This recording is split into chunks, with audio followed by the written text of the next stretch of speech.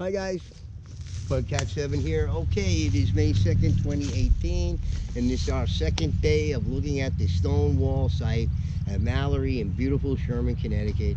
It's a beautiful day, and we're getting another chance to look at the stone walls again and see what they're all about. Okay, so you can see this is the original entrance to Mallory. Okay, and this was originally there, and you can see that the wall's been broken down to allow people to enter the trail. So this is not an entryway like we saw earlier in the trail. It was, you know, more or less intentionally made to be an entrance. Another place where it's broken down. So that's often the case throughout here. And if they were creating openings, then they certainly didn't bother here at the very original entrance to the Mallory Trail. The one by the IGA is a relatively new one, and then they created the boardwalk over there, but this is the original one.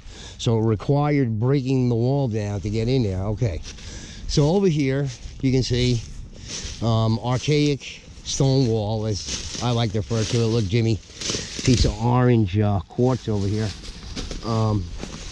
Some white quartz in there. More orange quartz. So I think, you know, this section of the wall is an archaic section of the wall. I'm going to stand over here. It's above my hip over here. This is a substantial wall, and it's got rather large rocks in it.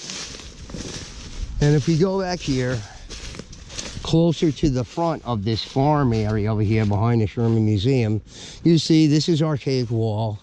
But as you go down further towards the front of the property, the wall is getting like more messed up, as if it looks like to me that when the farmer here was clearing this land out of rock, he was just coming over here and throwing it on the top here. Look, here it looks like tool marks, looks like saw cuts in this rock here, right?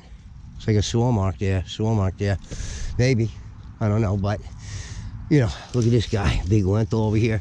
So I think what the farmer was doing more or less over here was abusing the stone wall by just simply taking the rocks that he found out of here, and it doesn't look like there was many, and then he just threw them over here and busted up the wall that was already here. Because, you know, if you go back up here again to this other side over here, you can see, you know, the wall is excellent construction and pretty much one stone on top of the other. Here too, and then there's, when you get up front over there to the front of the farm, it's all messed up. So I don't know about this whole thing with Thorson about how they were so proud of their walls and all this kind of. Meanwhile, this guy here was like abusing it, and he didn't touch these back here, and they're in real fine shape. Those are all messed up back there. So in any case, I just wanted to show you this. And this wall transitions into this archaic wall, and then this archaic wall goes through this pond area over here, which kind of tells me that, you know, the stone wall was there before the pond, but who knows. Anyway, if you get over here by the frog pond over here, you can see looks like more archaic wall over here. Somebody probably dropped this when they stepped on it. And over here into the pond, this is really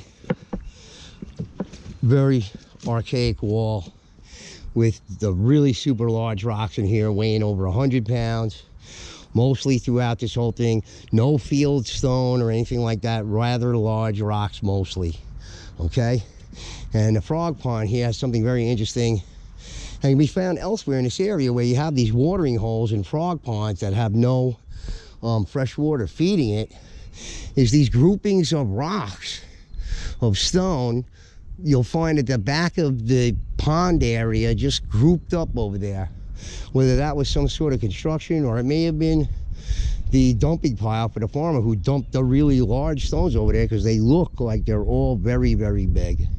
So in any case, it's lovely here by the pond. I scared a bunch of frogs and they all jumped in. And then later in the summer, this part of it, oh look, there's the duck over there. Yeah, this part of the pond like disappears, and the only thing that's left is a tiny little pond over here with a lot of reeds and stuff, and a lot of little tadpoles swimming around eating up mosquito larvae. And I also found that this pond here, this frog pond, was a dumping ground for glass stuff. And if you're an antique person, look, there's one floating back there. There's a bottle. There's an antique bottle floating in the pond back there. Shoot, wish you could get closer. But in any case, there's a bunch of antique bottles in here. And anybody's like an antique bottle hunter, you can probably find a lot. Most of them are broken, I found, but I found all kinds of stuff from the 20s, the 30s, earlier, inkwells, all this kind of stuff I found in there. So it's very interesting. We used it as a dumping ground for their glass products. God only knows what it did to the chemistry of the pond here. All right, guys, I just want to show you that, and how, you know, despite all the crowing about how farmers are so proud and all, meanwhile, looks to me like this guy just didn't care, and he was throwing rocks on the old archaic wall there and busting it down and whatnot. He didn't really care. It didn't matter to him. It's, you know, for him it was like a clearing pile, not really a wall. Okay, guys, that's it for this segment. Signing off, and I'm going to move to the next area, and I'll see you there. Thanks, guys. Bye.